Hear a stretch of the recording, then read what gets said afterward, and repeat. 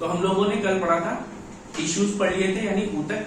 आज हम लोग क्या पढ़ना है, पाचन तंत्र यानी डाइजेस्टिव सिस्टम। तो डाइजेस्टिव सिस्टम क्या है, जब बहुत सारे अंग मिलके कोई काम कर रहे होते हैं तो एक अंग तंत्र बनाते हैं। तो ऐसे ही हमारे शरीर में क्या, पाचन के लिए भी कई अंग मिलके काम करते हैं। पाचन के लिए जब कई अंग मिलके काम करते हैं तो क्या बनाते हैं, पाचन तंत्र यानी डाइजेस्टिव सिस्टम बनाते हैं। अब पाचन है क्या, पाचन में आप क्या खाते हैं, आप खाते हैं जो खाना वो जटिल भोजन होता है यानी कॉम्प्लेक्स फूड। कॉम्प्लेक्स फूड का मतलब जो आपने खाना खाया है वो क्या होते हैं, लार्ज पार्टिकल, बड़े बड़े पार्टिकल्स होते हैं। और हमारे बॉडी को कैसे चाहिए, छोटे पार्टिकल। भाई आप क्या करते हो, सीधे सीधे एक अंडा उठाया खा लिया। अब अंडे में क्या है, प्रोटीन तो है ही, अंदर येलो वाले पार्ट में कार्बोहाइड्रेट्स और फैट्स। अब आपने सब कुछ एक साथ खा लिया। अब ये क्या बहुत कॉम्प्लेक्स नहीं हो गया। और हमारी बॉडी क्या चाहिए, हमको चाहिए भैया ग्लूकोज, अमीनो एसिड चाहिए और ग्लिसरॉल चाहिए। और हम सीधे सीधे खा लेते हैं फैट, या सीधे सीधे रोटी खा ली। ये क्या है, ये बहुत जटिल अणु होते हैं। अब इन जटिल अणुओं को क्या किया जाता है, तोड़ा जाता है यानी ब्रेक डाउन होता है छोटे अणुओं में।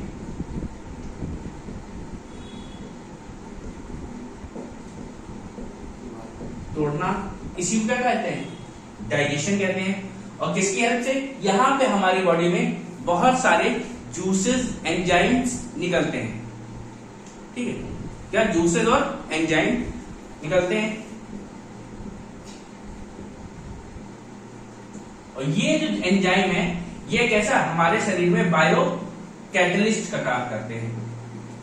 बायो कैटलिस्ट मतलब जैव उत्प्रेरक। मतलब कैटलिस्ट का काम आप लोगों ने पढ़ा होगा कि जब भी कोई किसी काम को तेज या धीमा कर दे, कोई एक्सपेरिमेंट या रिएक्शन हो रही होती है तो उस काम को या तो तेज कर दे या तो उस काम को धीमा कर दे, कोई चीज, उसको क्या बोलते हैं हम लोग, कैटलिस्ट कहते हैं। तो हमारे शरीर में भी क्या कुछ कैटलिस्ट हैं जिनको हम एंजाइम बोलते हैं। और हमारे शरीर का पाचन, आपने खाना खाया, अगर ये कैटलिस्ट ना हो तो आपने आज खाना खाया, आपको 8-10 साल बाद उसका रिजल्ट मिले। एनर्जी आपको कब चाहिए, तुरंत। भाई आपको सुबह उठ के दिन भर चलना है, आपको एनर्जी चाहिए। अब आपने आज खाना खाया, 10 साल बाद एनर्जी मिली तो क्या होगा, उससे बेकार हो जाएंगे। लेकिन इसीलिए हमारे पास एंजाइम है जो कि रिएक्शन को तेज कर देते हैं और ये कॉम्प्लेक्स फूड को किसमें कन्वर्ट कर देते हैं, इजी फूड यानी सिंपल फूड में, सरल भोजन के रूप में कन्वर्ट कर देते हैं, बदल देते हैं। और इसी को हम लोग मोटी मोटी भाषा में क्या कहते हैं, डाइजेशन। अब डाइजेशन स्टार्ट कहां से होता है, डाइजेशन अगर तुम्हें डाइजेशन करवाना है तो उससे सबसे पहले तुम्हें क्या करना पड़ेगा, खाना खाना पड़ेगा। और खाना खाने को हम लोग क्या बोलते हैं, इंजेशन यानी अंतर्ग्रहण करना। ठीक है, तो सबसे पहला स्टेप क्या होता है, इंजेक्शन। इंजेक्शन के बाद क्या हुआ, आपने खाना खा लिया तो फिर वो कहां खाना जाता है, आपके आहार नली से, फूड पाइप से होते हुए कहां जाता है, आपके पेट में। हाँ, एसोफेगस से होते हुए पेट में जाता है। और पेट में क्या होता है, इसका छोटे छोटे पार्टिकल्स में, जब आपने जो जटिल भोजन खाया था उसको सरल भोजन में तोड़ता है, जिसको हमने क्या कहा, डाइजेशन का यानी पाचन का। कोई दिक्कत यहाँ पे, पाचन किया। पाचन करने के बाद अब आपका जो असली पाचन का काम है, डाइजेशन का काम है, आपने फूड में कहा, वो कहां होता है, स्मॉल इंटेस्टाइन में होता है। वो क्या करेगा, स्मॉल इंटेस्टाइन जैसे ही खाना रहता है वो उसको सबसे छोटे छोटे अणुओं में तोड़ देता है। लेकिन तोड़ने के बाद स्मॉल इंटेस्टाइन में ही पड़े रहे तो क्या किसी काम के हैं। भाई हमारे शरीर में विभिन्न कोशिकाएं हैं, अलग अलग टाइप की सेल्स। अब उन सेल्स को क्या एनर्जी की जरूरत है, उनसे काम लेना है तो आपको एनर्जी चाहिए। और वो एनर्जी अगर स्मॉल इंटेस्टाइन में पड़ी रही तो किसी काम की नहीं रहेगी। तो अब क्या, वो छोटी आंत में जो खाना पड़ा है उससे वो एनर्जी एब्जॉर्प्शन का काम होगा, यानी अवशोषण का काम होगा।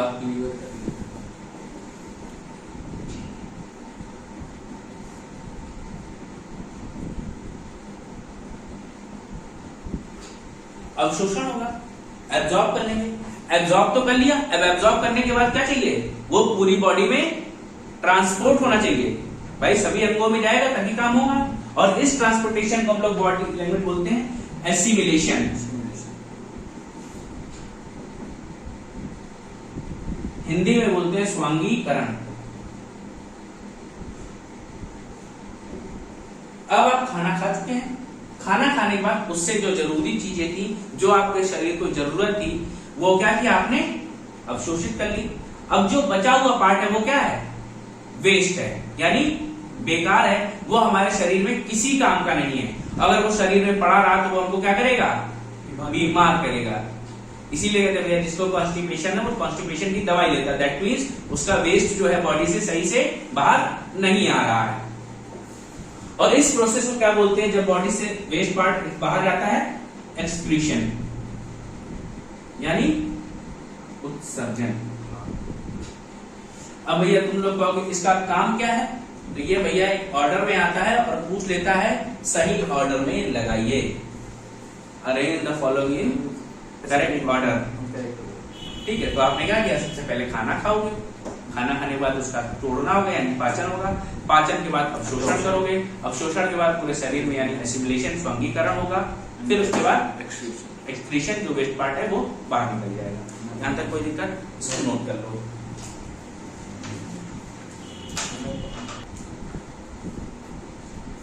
तो मैंने क्या बताया कि भोजन के जटिल अणुओं को सरल अणुओं में तोड़ना ही पाचन है।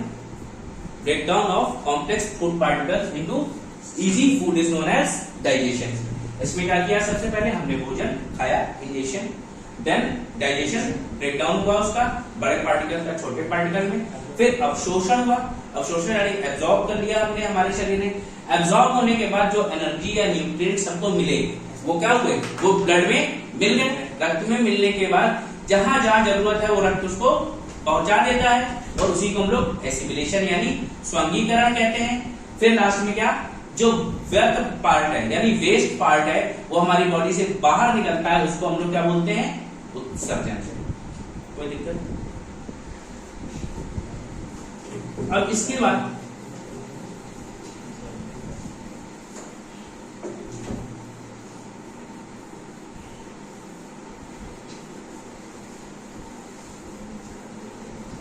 हमारा जो डाइजेशन है वो कुछ फूड हमारे बॉडी ऑर्गन्स के में काम तो करता ही है, साथ साथ उसमें कुछ ग्लैंड्स भी काम कर रहे होते हैं। तो हमारी बॉडी में दो टाइप के ग्लैंड्स होते हैं, कौन कौन से, एक्सोक्राइन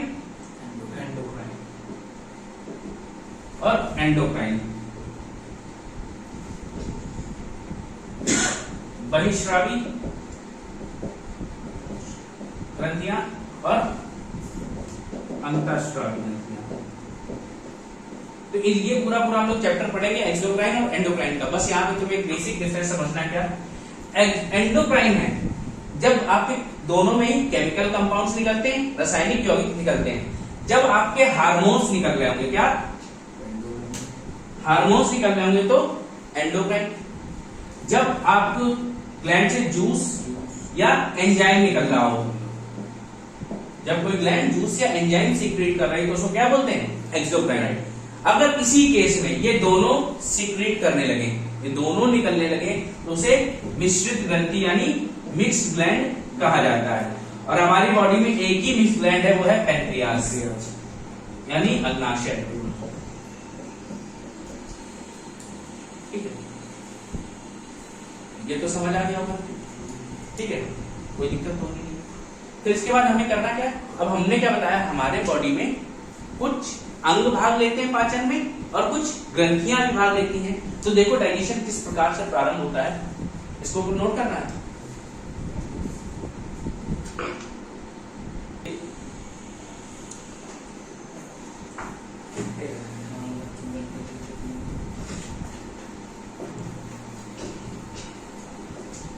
तो हम जब डाइजेशन की बात करते हैं, पाचन, तो ये दो भागों में हो रहा होता है। एक तरफ हमारे बॉडी पार्ट्स काम कर रहे होते हैं और एक तरफ ग्लैंड्स, वो भी हमारे बॉडी पार्ट्स, ऐसा नहीं कि वो बॉडी के बाहर है। तो सबसे पहले हम किसकी बात करते हैं, हमारा डाइजेशन जहां होता है हमारे बकल कैविटी यानी मुंह से और रेक्टम या एनस तक जो पूरी डिस्टेंस है उसको कहा जाता है एलिमेंट्री कैनाल। ठीक है, आपका माउथ हो गया, एसोफेगस हो गया, stomach, large intestine, small intestine, फिर एनस। तो ये पूरी की पूरी क्या है, ये है एलिमेंट्री कैनाल।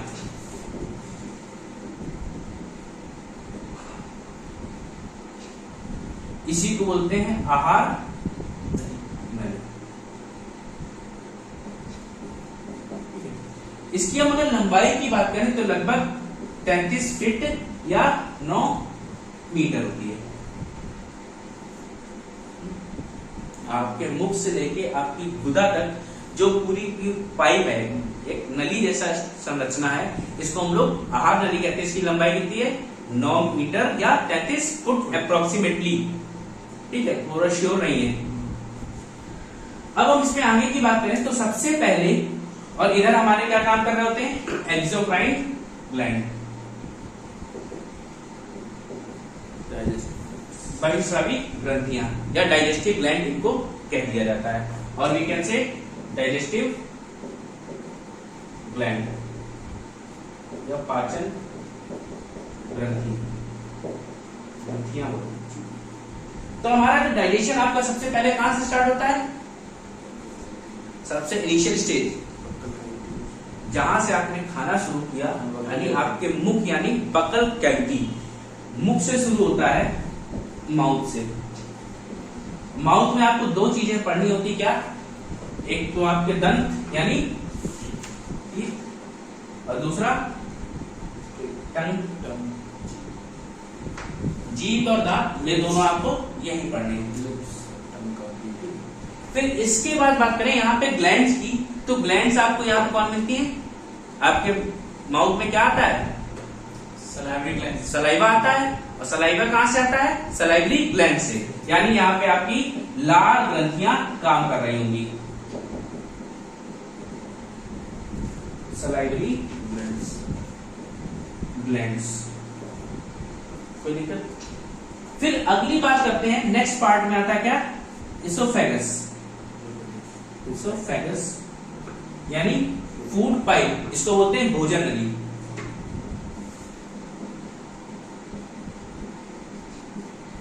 अब भोजन नली में क्या होता है, इसका कुछ काम नहीं होता है, या आपने खाना खाया, खाने को सीधे आपको रास्ते से होते हुए पेट तक इसको ले जाना होता है, और यहाँ पे कोई भी ग्लैंड नहीं काम करेगा। कोई दिक्कत। फिर इसके बाद आपका अगला पार्ट क्या है, एसोफेगस के बाद खाना कहां जाएगा, स्टमक यानी अमाशय में जाएगा, स्टमक यानी पेट। अब भैया पेट को देखो, पेट को पेट भी बोल देते हैं, जठर भी बोल देते हैं, अमाशय भी बोल देते हैं। आप सबसे बढ़िया क्या याद करो, आप याद करो जठर। जठर क्यों याद करनी है, क्योंकि यहाँ पे जो ग्रंथियां होती हैं उनको बोलते हैं गैस्ट्रिक ग्लैंड, और हिंदी में बोलते हैं जठर ग्रंथियां। जठर याद करो तो आपको हमेशा याद रहेगा कि पेट की बात हो रही है, और वहां पे कौन सी ग्रंथियां मिलेंगी, जठर ग्रंथियां मिलेंगी। और इंग्लिश में बोलते हैं यहाँ पे कौन सी ग्लैंड्स काम कर रही होंगी, गैस्ट्रिक ग्लैंड्स यानी जठर ग्रंथियां। अगले पार्ट की बात करें, खाना यहां से स्टमक से कहां जाता है, स्मॉल इंटेस्टाइन में।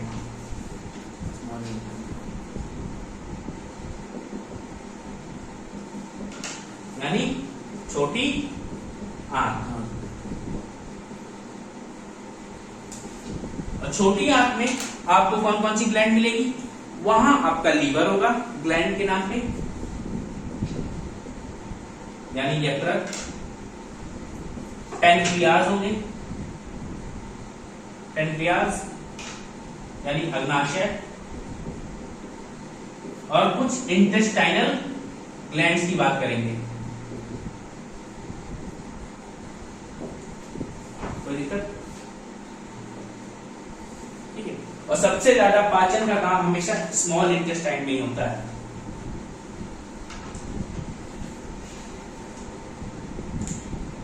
कोई दिक्कत नहीं आता कभी। फिर इसके बाद बात करते हैं अगला नंबर है लार्ज इंटेस्टाइन,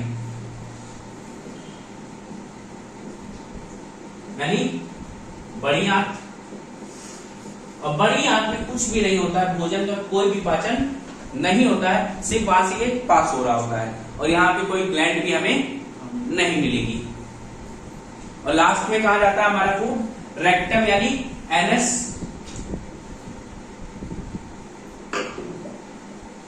या गुदा के थ्रू हम लोग क्या कर लेते हैं, उत्सर्जित करते हैं, उत्सर्जन हो जाता है, यानी जो वेस्ट पार्ट है हमारा फूड वो बाहर चला जाता है।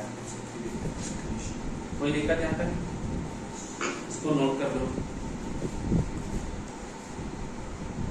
बहुत लंबा वीडियो ठीक है, तो मैंने क्या बताया, डाइजेशन दो पार्ट में होता है।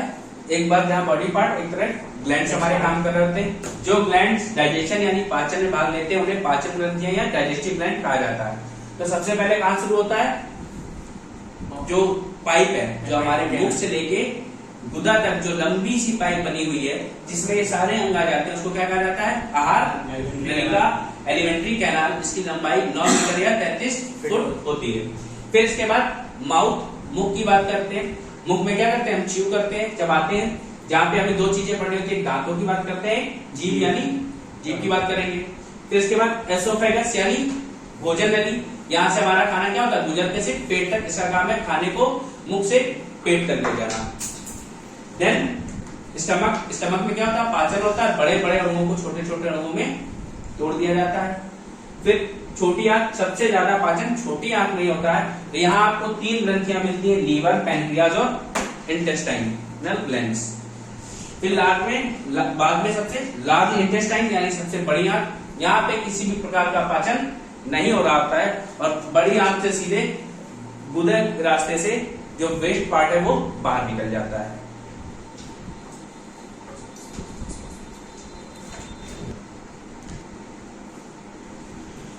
ठीक है, अब इसमें हम खाते क्या है, सबसे बड़ी बात ये है।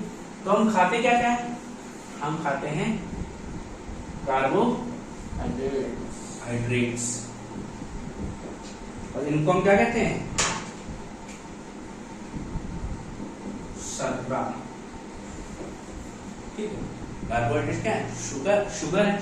अब कार्बोहाइड्रेट हम लोग किस फॉर्म में लेते हैं, we take carbohydrates in form of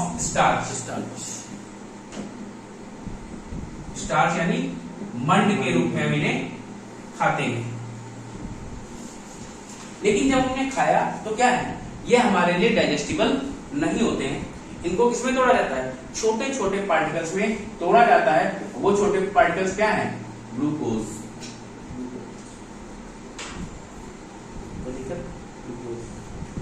फिर अगली बात करें, अगला हम लोग क्या खाते हैं, प्रोटीन। प्रोटीन क्या है, प्रोटीन बड़ी यूनिट है। प्रोटीन कैसे बनती है, जब बहुत सारे अमीनो एसिड मिलते हैं तब एक प्रोटीन का निर्माण होता है। लेकिन जब ये प्रोटीन टूटता है तो प्रोटीन या तो पेप्टाइड्स या पेप्टोन्स में टूटता है। पेप्टाइड या पेप्टोन्स क्या होते हैं, ये भी अमीनो एसिड की चेन होते हैं जहां पे ये 4 से लेके 36 अमीनो एसिड तक वेरी करते हैं। हो सकता है यहाँ पे 4 अमीनो एसिड्स हो या हो सकता है 36 तक पहुंच जाए, इतनी लंबी चेन हो सकती है। तो जब ये छोटे रहेंगे, 3 या 4 तक रहते हैं, तब तक तो ये डाइजेस्ट हो जाते हैं, वरना इसके बाद ये डाइजेशन नहीं लेते। क्योंकि क्या है, हमें डाइजेशन छोटे पार्टिकल्स का लेना ना, पाचन किसका करना है, एब्जॉर्प्शन छोटे पार्टिकल्स का होना है। तो जब ये बड़े होंगे तो इनका फिर डाइजेशन हो गए, टूटते किसमें, छोटे पार्टिकल्स में, जिनको कहते हैं अमीनो एसिड्स। अच्छा, फिर ये अमीनो एसिड्स नहीं ब्रेक हो जाएगा। हाँ, अमीनो अम्ल अगर बड़ा है तो उसको टूटना पड़ेगा अमीनो एसिड्स में। और अमीनो एसिड ही प्रोटीन की सबसे छोटी इकाई होती है। ठीक है, it is the smallest unit of protein. फिर अगला हम लोग क्या खाते हैं, फैट्स या उनको लिपिड बोलते हैं, वसा। और वसा आप लोग किस फॉर्म में खाते हैं, बर्गर, चीज, चीज, घी, ये सब खा रहे हो, पनीर, मटन, ये सब आपने जब खाया तो इनमें फैट होते हैं। और फैट ये क्या है? फैट भी ये इजिली डाइजेस्टिबल नहीं होते हैं, तो ये या तो फैटी एसिड्स में टूट जाते हैं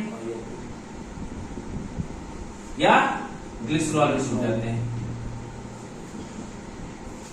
और ये हमारे लिए क्या है, जब ये टूट जाएंगे तभी हमारी बॉडी में ये एब्जॉर्ब हो पाएंगे। कोई दिक्कत यहाँ तक नहीं, ठीक है। फैटी एसिड्स को बोलते हैं वसीले अम्ल। भैया सब चीजों के नाम हिंदी में मिलना असंभव है, ठीक है।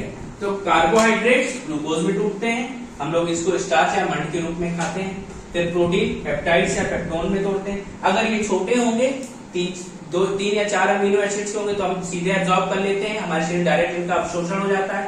अगर नहीं हो पाया तो क्या होगा, ये फिर और टूटेंगे इसमें अमीनो अम्ल यानी अमीनो एसिड में टूटते हैं। फिर इसके बाद फैटी एसिड्स या लिपिड, फैट्स या लिपिड्स की बात करते हैं, फैटी एसिड में टूटते हैं या ग्लिसरॉल में टूट के हम इनका अवशोषण कराते हैं। फिर आगे अब बात करते हैं, सबसे पहले हमारा भोजन लेना आप लोग स्टार्ट करते हैं।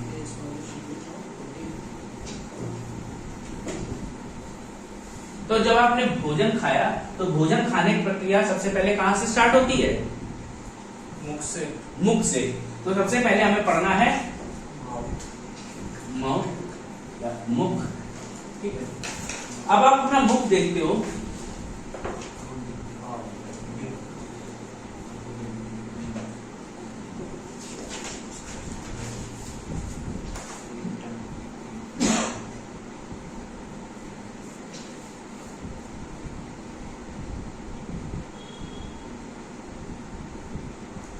आपका ये क्या है, मुख गुहा होती है इस तरीके से, बकल कैविटी, ठीक है। तो जो मुंह के अंदर आपको कैविटी दिख रही है, गड्ढा दिख रहा है, बड़ा सा गैप दिख रहा है, उसको क्या कहा जाता है? मुख गुहा या बकल कैविटी। और आपका जो पाचन की प्रक्रिया है सबसे पहले यहीं से शुरू हो जाती है। तो जब आपने खाना खाया तो सबसे पहले आप क्या करते हैं? खाना खाने के बाद उसको चबाएंगे, च्यू करेंगे। च्यू करने के लिए आपको कुछ अस्त्रों की जरूरत होती है, औजार। वो औजार आपके मुख में लगे, वो क्या है? टीथ। औजार इसलिए कह रहे हैं कि लॉ में भी इनको एक खतरनाक औजार बताया गया है। अभी हमारे पड़ोस में एक लोग हैं, भाई साहब लड़ाई करके आए, एक लड़के को इतना काटा पूछो मत, तो काट काट के उसका मांस निकाल दिया। तो क्या है? Buccal cavity. और हम लोग खाना कहाँ स्टार्ट करते हैं? मुख गुहा से। और सबसे पहले हम किसकी बात करेंगे? दांतों की, ठीक। तो हमारे भैया टीथ जो हैं कितने होते हैं? 32 बोले जाते हैं, 28 नॉर्मल। अच्छा, और बच्चों में? बच्चों में तो भैया जो चाइल्ड होते हैं बच्चों में और एडल्ट में, बच्चों में 20 होते हैं और एडल्ट में 32 होते हैं। अब देखो, दांतों का जो अध्ययन होता है, study of teeth is known as odontology.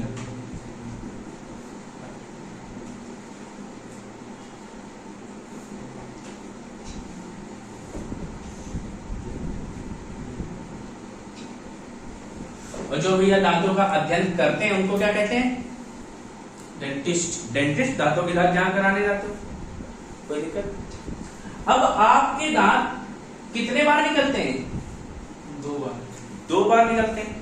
तो जब कोई दांत टूटने के बाद दोबारा निकले, ऐसे दांतों का डाइफाइडोंट कहा जाता है। डाइफाइडोंट,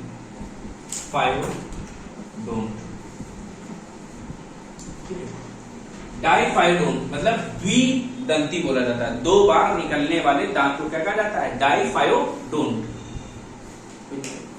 अब अच्छा, अब आपके जो दांत हैं क्या सभी एक जैसे हैं? क्या सभी दांत एक जैसे हैं? नहीं। आपके आगे वाले दांत अलग आकार के हैं, उसके बगल वाले अलग आकार के हैं, कैनाइन्स, उसके पीछे और अलग आकार के हैं, और पीछे उससे भी थोड़े अलग हैं। सब में कुछ ना कुछ डिफरेंस आपको देखने को मिलता है। और जब सभी दांत अलग अलग हो तो ऐसे दांतों को क्या कहा जाएगा? हेट्रोडोंट।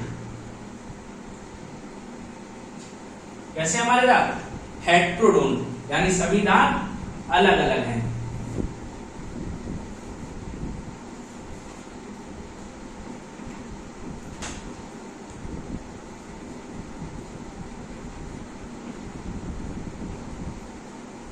ठीक है।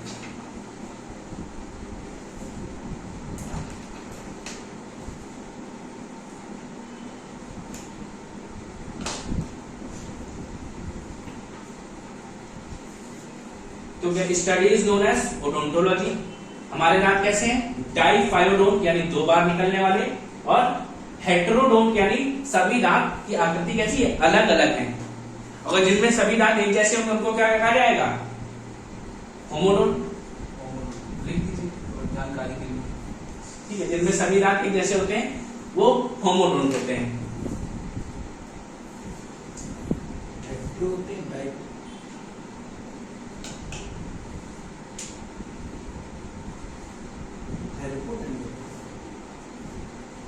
क्या?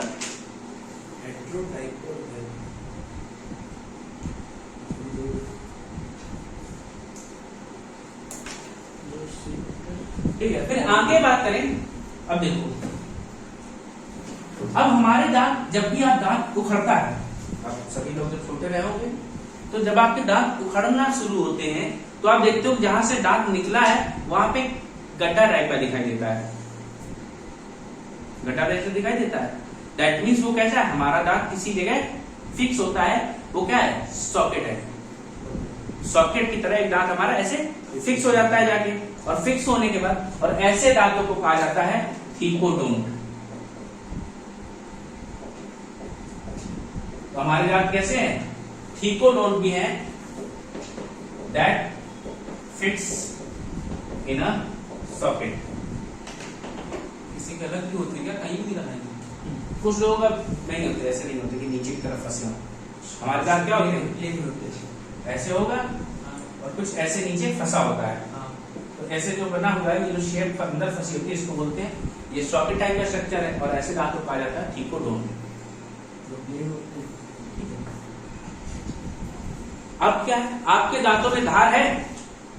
हाँ भैया थोड़ी। अगर आप दांतों में हाथ फिराओ तो आपको क्या महसूस होगा?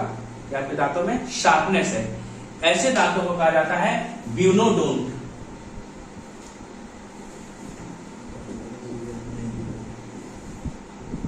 ब्यूनोडोंट क्या? धारदार दांत है। इनसे आप तलवार का काम ले लो, काट लो, इसको नोट कर लो। इसका बात है।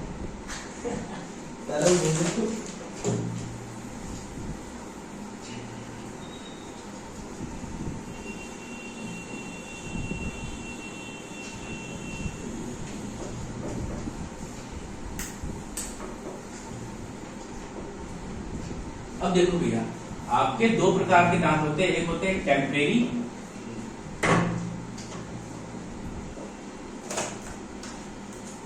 और एक होते हैं परमानेंट।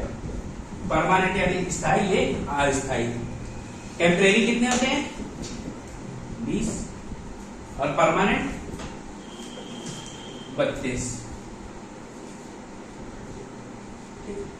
तो ये जो टेम्परेरी टूथ होते हैं, यही आपके क्या होते हैं? टूटते हैं।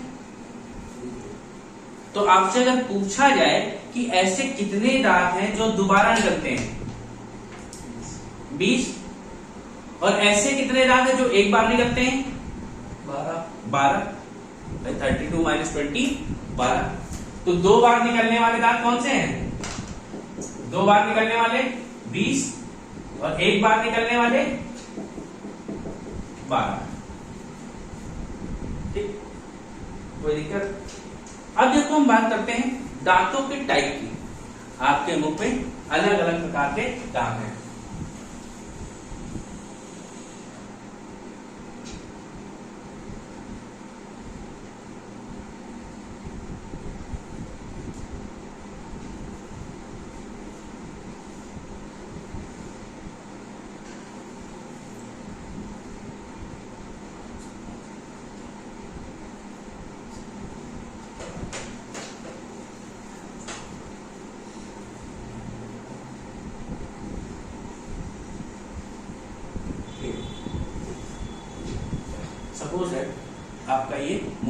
कैविटी है।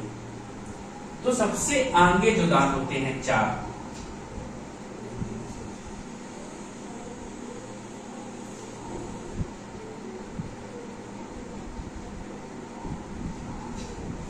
ऐसे ही 4 नीचे होते हैं।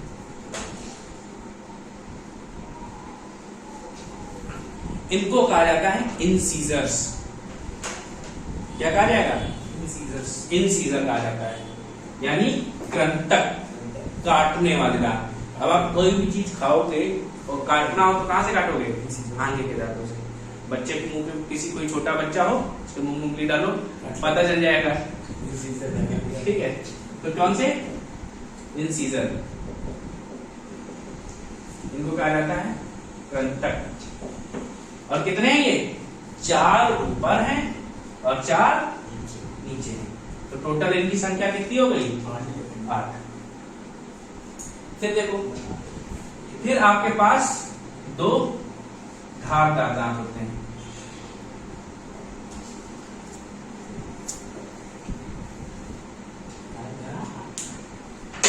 नुकीले दांत होंगे, छीटने के लिए।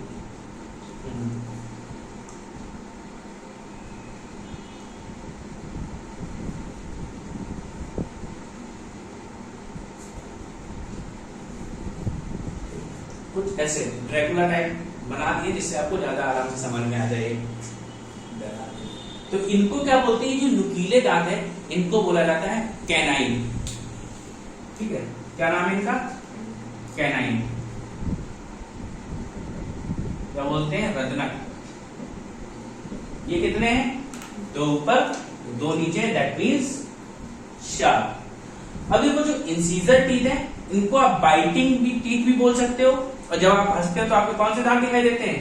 आगे के ही दिखाई देते हैं, तो इनको स्माइलिंग टीथ भी कहा जाता है। क्या क्या क्या कह सकते हो? बाइटिंग भी बोल सकते हो, काटने वाले, और स्माइलिंग भी बोल सकते हो। ठीक, तो क्या इंसीजर हो गए, ठीक, कैनाइन हो गए। अब कौन कौन से बचे?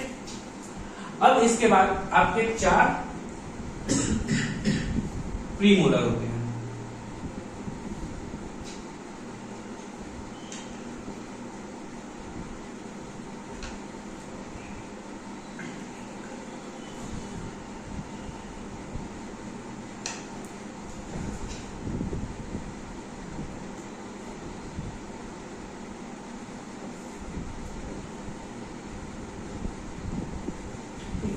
तो 2 प्रीमोलर ये, 2 प्रीमोलर ये, 2 प्रीमोलर ये, और 2 प्रीमोलर ये। प्रीमोलर कितने हो गए? 4 ऊपर 4 नीचे, और इनको कहा जाता है अग्रचवर्णक। और इनका काम क्या होता है? Grinding of food. आपने खाना खाया है, खाना खाने के बाद उसको ग्राइंड करना है, पीसना है, तो इनको क्या ग्राइंडिंग टीथ भी बोल सकते हो, या खाने को पीसते हैं ये।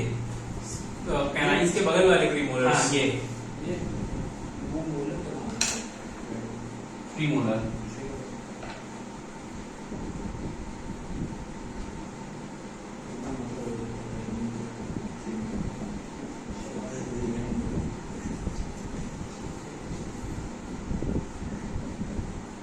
कोई दिक्कत? अब इसके बाद आगे जो आपको 12 दांत और बचे, कितने हो गए? 8, 4, 12, 12, 8, 20। अब कितने दांत आपके बचे हैं? 12 दांत और बचे हैं। तो 12 में देखो 3 ऐसे बने होते हैं,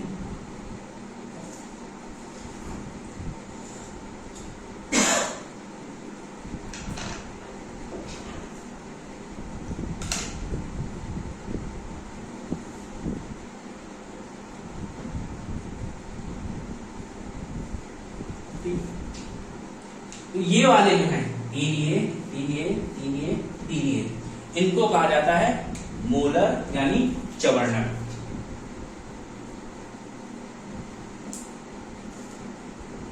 अब इनका काम क्या है? ये ग्राइंडिंग के साथ साथ मिक्सिंग ऑफ सलाइवा भी करते हैं, खाने के साथ सलाइवा को मिक्स करते हैं। तो क्या क्या करेंगे? ये कितने हैं? 12 grinding, plus mixing of saliva, लार को भोजन में मिलाते हैं। कैनाइंस का बेसिकली काम क्या होता है? कैनाइंस टीयरिंग टीथ इनको बोलते हैं। टीयरिंग। हाँ, अब आप क्या कर रहे हो, कोई चीज अगर आपको फाड़नी चीरनी है तो क्या वहां पे आप कैनाइंस का यूज करते हो। जब जैसे आप देखो शेर है, कुत्ता है, ये जानवर है, ये लोग क्या करते हैं, मांस खा रहे हैं, कार्निवोरस है। कार्निवोरस में क्या होते हैं, उनके जो कैनाइन टीथ होते हैं वो ज्यादा स्ट्रांग होते हैं। क्यों? उनको मांस खाना होता है, चीर फाड़ करनी होती है, इसलिए इनको क्या कहा जाता है, कैनाइंस को टीयरिंग टीथ भी कहा जाता है। प्रीमोलर भी है, क्या करता है? प्रीमोलर भैया ये mixing of food, grinding of food, ठीक है। मोलर प्रीमोलर का एक ही काम है। एक ही जैसे काम है, Chewing of food. ठीक है। च्यूइंग बोल दो या ग्राइंडिंग बोल दो, चबाने का काम सबसे ज्यादा यहीं से हो रहा होगा। अब देखो ये जो आपके मोलर है, मोलर 4 तो निकल आते हैं, सॉरी 8 निकल आते हैं, बट जो आखिरी के 4 होते हैं उनको कहा जाता है अकल दांत, यानी विजडम टूथ। मोलर। तो भैया तुम लोग के निकल रही है, तो तुम लोग को अकल तो आई नहीं होगी अभी तक, विजडम टूथ नहीं आई। तो भैया देखो अकल दांत का अकल से कोई संबंध नहीं है, जिसके नहीं भी होती उसको भी अकल आ जाती है। वैसे मेरे आ रही है, पिछले 4 साल से अटकी हुई, जरा जरा सी निकल रही है, ठीक है। तो क्या विजडम टूथ है, और ये हमारी बॉडी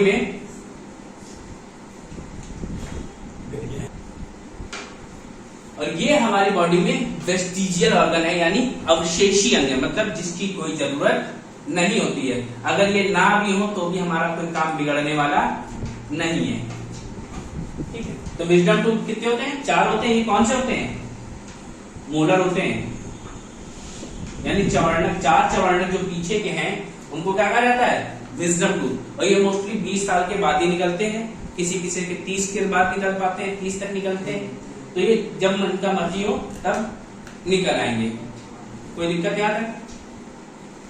अच्छा, विजडम टूथ के अलावा ये तो वेस्टिजियल ऑर्गन है, हमारे बॉडी में और भी वेस्टिजियल ऑर्गन है जिनका कोई काम नहीं है। पहले इतना नोट करो, फिर वो बताते हैं।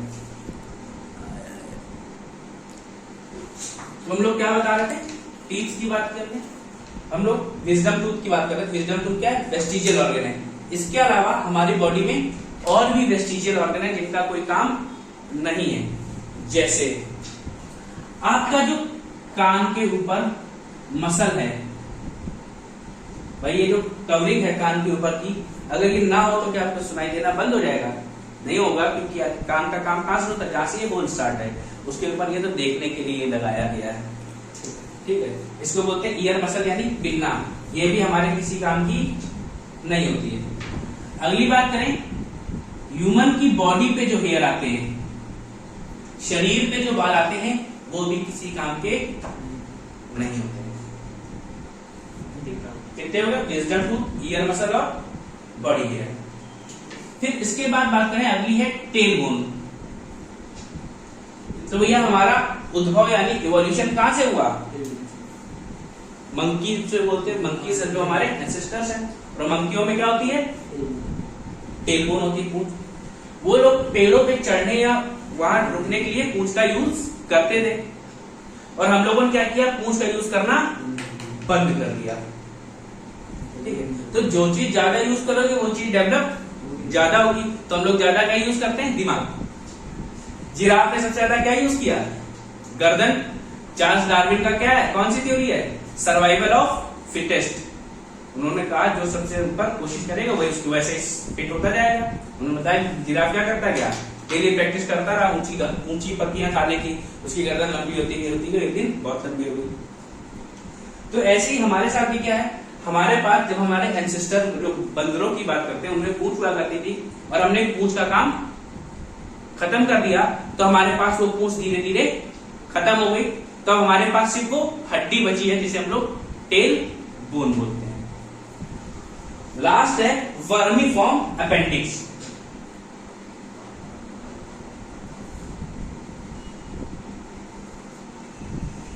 तो भैया आए दिन तुम सुनते होगे किसी ना किसी अड़ोसी पड़ोसी का भैया अपेंडिक्स का ऑपरेशन हो गया, जिसे बोलते हैं अपेंडिसाइटिस। इसमें क्या होता है? वर्मीफॉर्म अपेंडिक्स जो हमारे बॉडी ऑर्गन था, इससे क्या होता था, पहले कुछ हार्मोन्स निकलते थे। और हम लोग पहले क्या खाना खाते थे भाई, ह्यूमंस जब हुआ तो कच्चा खाना खा रहा था, सीधे पका तो खाया नहीं। और जब कच्चा खाना खाया तो उसमें क्या था, उसमें एक तो गंदा होगा, थोड़ा सा हाइजीन का ख्याल रखना पड़ेगा कि नहीं, और ज्यादा कॉम्प्लेक्स भी था तो समस्या ये थी। और उसको क्या पचाने में थोड़ी समस्या आती थी, तो उसको पचाने के लिए हमें कुछ और एक्स्ट्रा हार्मोन्स या एंजाइम की जरूरत पड़ती थी, जो कहां से सीक्रेट होते थे, वर्मीफॉर्म अपेंडिक्स से। लेकिन क्या हुआ, धीरे धीरे हमने वो खाना बंद कर दिया। जब वो बंद कर दिया तो हमारे अपेंडिक्स ने भी काम करना बंद कर दिया। अब भैया इसे देखने के लिए लगी है, और जब कभी इसमें सूजन आती है तो डॉक्टर एक छोटा सा कट मार के इसको निकाल के बाहर कर देता है। हाँ ठीक है। तो हमारी बॉडी में 5 वेस्टिजियल ऑर्गन है, अवशेषी अंग है। कौन कौन से,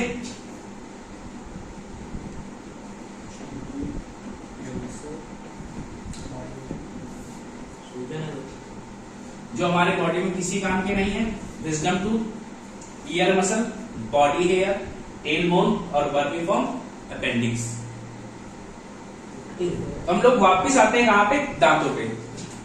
दांतों का भैया कितने दांत हैं, 32 दांत हैं, 8 इंसीजर, 4 कैनाइन, 8 प्रीमोलर, 12 मोलर। और आपको याद करना है, कैसे याद करोगे भैया, ICPM, ये याद कर लो, ICPM।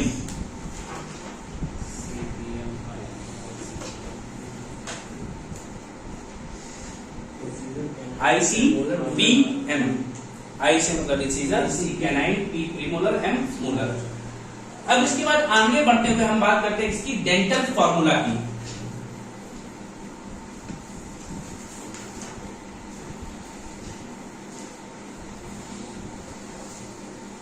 अब देखो डेंटल फॉर्मूला आपको देखना है। अब आपने देखी है 32 आपकी बनी हुई है, इसको क्या करना है, 2 बराबर भागों में बांट देना है।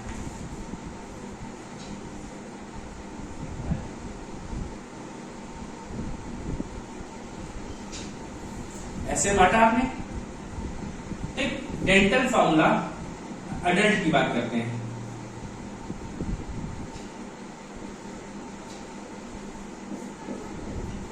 तो अडल्ट में भैया एक साइड के दांत देखो कितने, इंसीजर यहां कितने हैं, 4, एक साइड देखो, अच्छा 2, कैनाइन 1, प्रीमोलर 2, मोलर 3,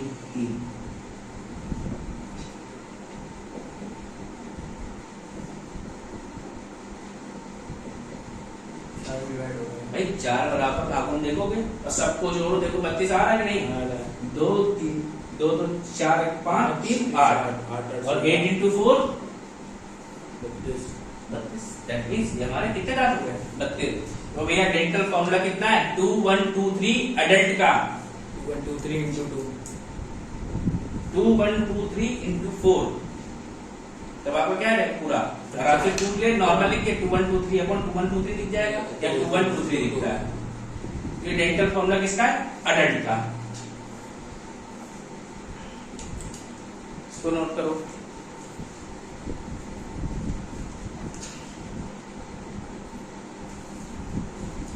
तो ये हमने अडल्ट की बात करी, वहीं हमें चाइल्ड की बात करें।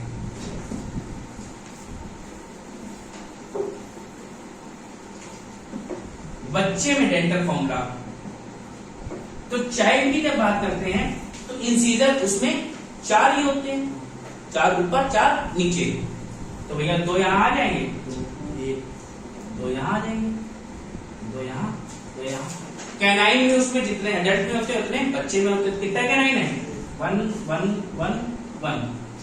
लेकिन जब हम बात करते हैं प्री मोलर यानी अग्र चवर्णक, तो बच्चों में प्री मोलर नहीं होते हैं।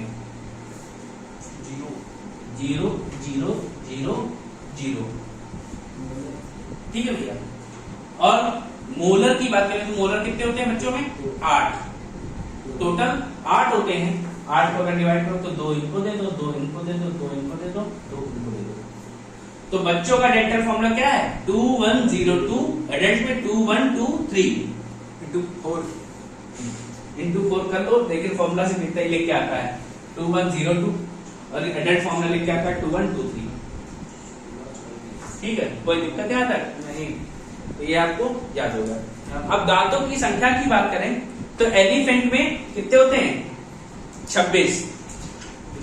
हाँ, और उसके जो आगे के दांत निकले जिसको एलिफेंट टस्क बोला जाता है, वो एलिफेंट के इंसीजर टूथ होते हैं।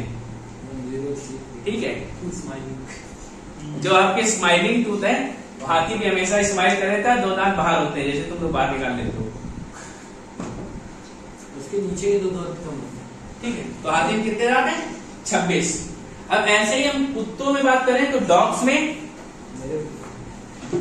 जो छोटा पपी होगा उसमें 28 होते हैं और अडल्ट में 42 होते हैं। ठीक, अच्छा लिख लेते हैं, चलो इनको।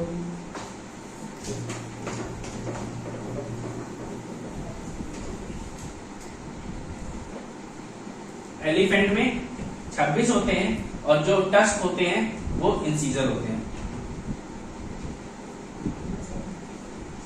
फिर डॉग में बात करें तो पपी में 28 होते हैं और अडल्ट में 42 होते हैं। लॉयन में बात करें तो 30 होते हैं। मॉस्किटो के 28। मॉस्किटो भैया 47 होते हैं, अरे उसको हल्के में मत लेना। ठीक है, फिर बात करते हैं एक स्पिनर डॉल्फिन आती है। एक स्पिनर डॉल्फिन है जिसमें भैया 250 से भी ज्यादा होते हैं डॉल्फिन।